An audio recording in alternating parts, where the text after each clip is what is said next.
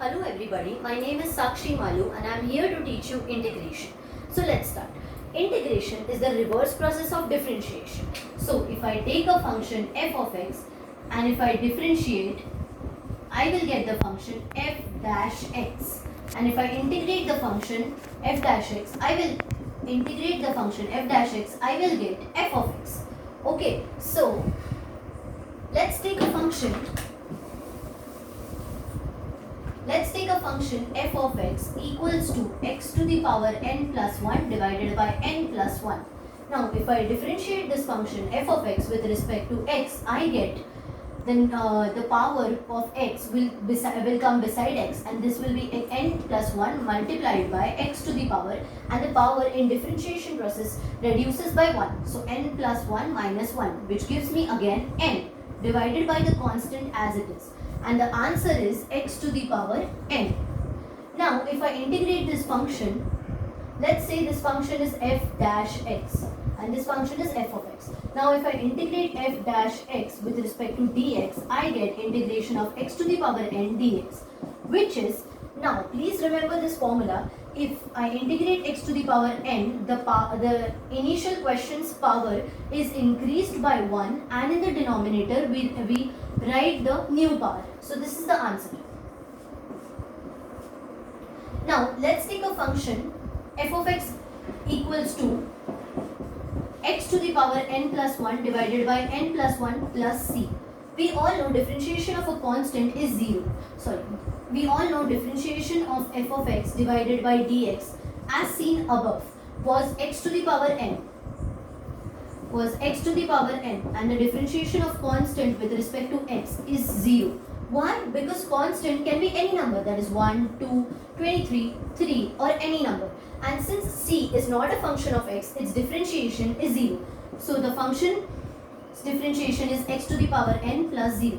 If now I integrate the same function f of x plus c, integration of f of x plus f of x, that is integration of x to the power n plus 1 divided by n plus 1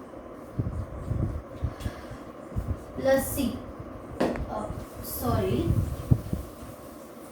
The differentiation of the function f of x, if the function f of x is x to the power n plus 1 divided by n plus 1 plus c, the differentiation of f of x is x to the power n plus a constant, x to the power n plus 0. So we can see the df of x by dx here and here is same.